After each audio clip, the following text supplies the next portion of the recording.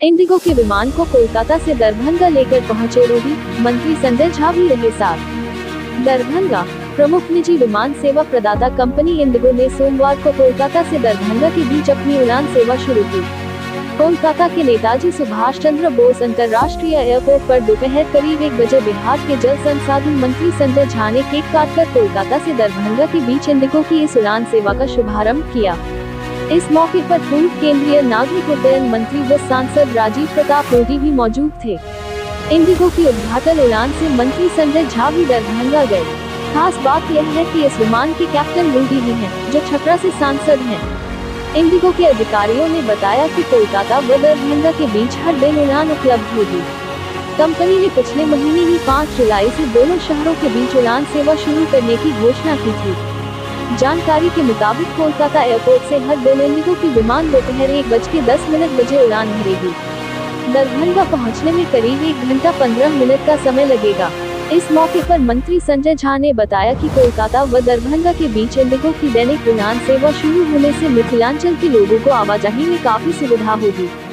दरअसल यात्रियों की ओर से खासकर कोलकाता से दरभंगा के लिए जल्द से जल्द हवाई सेवा शुरू किए जाने की लगातार मांग की जा रही थी। वहीं इंडिगो ने ऐसे समय में दोनों शहरों के बीच अपनी उड़ान सेवा शुरू की है, जब देश का विमानन क्षेत्र भी कोविड-19 महामारी की दूसरी लहर से बुरी तरह प्रभावित हुआ है। कंपनी ने एक बयान में कहा है कि बिहार के छठे सबसे बड़े शहर के तौर पर दरभंगा राज्य में बढ़ते विनिर्माण एवं व्यवसाय संबंधी अवसरों को देखते हुए भारत के सबसे तेजी से बढ़ते शहरों में से एक है।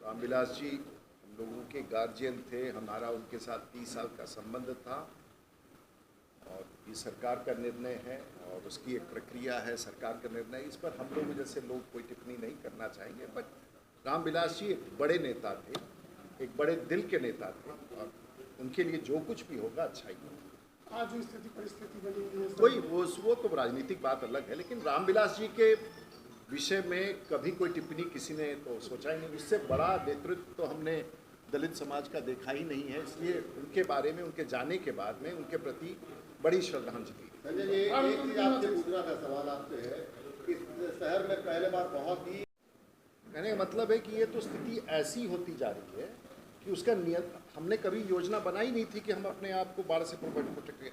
वहाँ तक पानी 4 लाख 4.5 लाख पानी नेपाल छोड़ता है। नदी की क्षमता इतनी है तो आपका बांध और मेरा बांध क्या काम करे? तो बिल्कुल उसकी हमारा 1 लाख 1.25 लाख क्यूसेक पानी की क्षमता का नदी का है, तो 4 लाख एक साथ छोड़ देता है।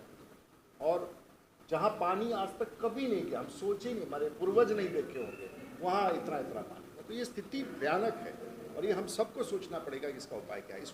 इसका ये नहीं है कि हम लोग इसको सबके लिए समस्या है। सरकार इसमें हजारों करोड़ खर्च कर दे, लेकिन ऊपर का पानी कैसे रोकिएगा बताइए। आप अगर जिम्मेवार होते, यूपी जिम्मेवार होता, मध्य प्रदेश जिम्मेवार होता। यहाँ तो एक अंतर्राष्ट्रीय बॉर्डर है और वहाँ का राजनीतिक हॉस्टाइल है और वो राजनीतिक वातावरण वहाँ का ऐसा है कि वो ठीक नहीं है। हम लोग जो समझते हैं वो ठीक नहीं, उनकी अस्थिरता के कारण। ये एक आप जो कह रहे हैं 100% सहमत है, लेकिन ये स्थिति कुछ और है। आपके जो पुराने सहयोगी कर सकते हैं कि रामविलास पासवान, और ये इसका कसूर किसी को ठहराया नहीं जा सकता, लेकिन जिस प्रकार से नेपाल में वृक्षों की कटाई हुई है पिछले 25-30 वर्षों में, 40 वर्षों में, इसका परिणाम है कि पहाड़ी क्षेत्र में बारिश की स्थिति में जो पहले कैचमेंट एरिया में जड़ पर पानी रुकता था, वृक्षों की कटाई के कारण पूरा का पूरा पानी रेत के साथ नदियों में चला आता है और परिणाम है कि बाढ़ का प्रकोप बिहार को, सबसे कुछ हद तक यूपी को भी, लेकिन बड़े क्षेत्र में बिहार को इसका।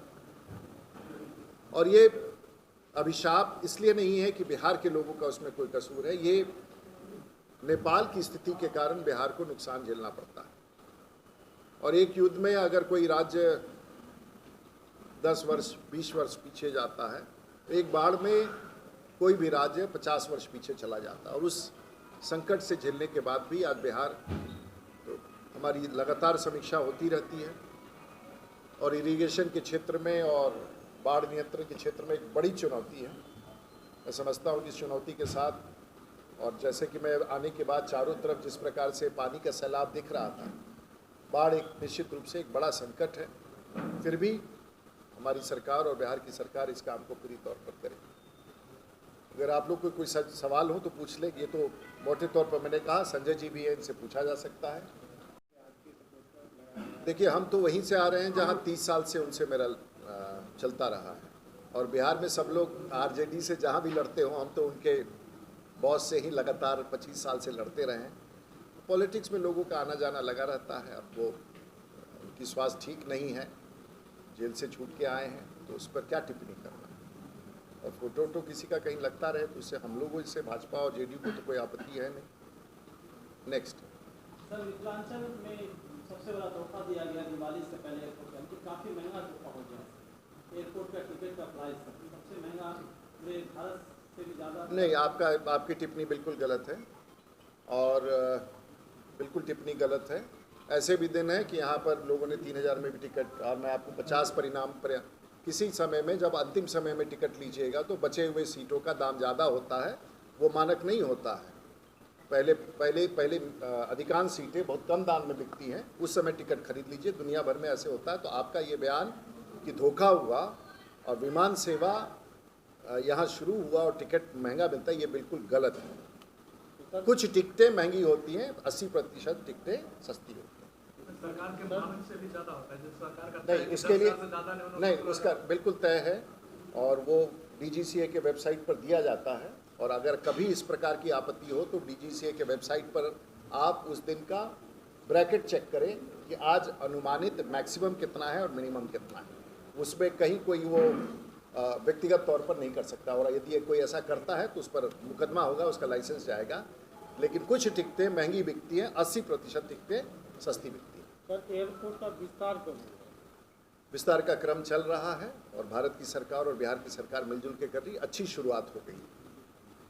सर, निजी ही विमान होंगे या सरकारी विमान भी आने की? विमान सेवाएं आएंगी, निजी तो किसी का आजकल होता नहीं है।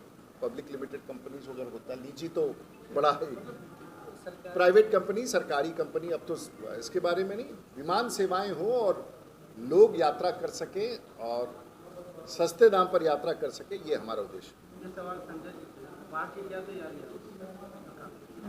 पहले तो मैं हम सब चीज मिथिला के अंदर स्वागत जहाज रुपए नहीं होगी दूसरी बात, लेकिन बाहर में कुछ अपना स्वागत हमारे यहाँ ही बाढ़ आता है, आप ही क्या मिथिलांचल में नहीं आता है? छपरा में भी बाढ़ आता है, ऐसा मत कहिए। राजीव प्रताप रूडी जी का दरभंगा में मिथिला के धरती पर इनका लगाव था, तभी आज दिल्ली से कलकत्ता आए, सिर्फ दरभंगा आने के लिए 2 घंटा दिल्ली से कलकत्ता का फ्लाइट चला के आए, और आज एज ए पायलट यहाँ लैंड, पहला प्लेन जो लैंड किया है कलकत्ता से, वो रूडी जी यहाँ लैंड की।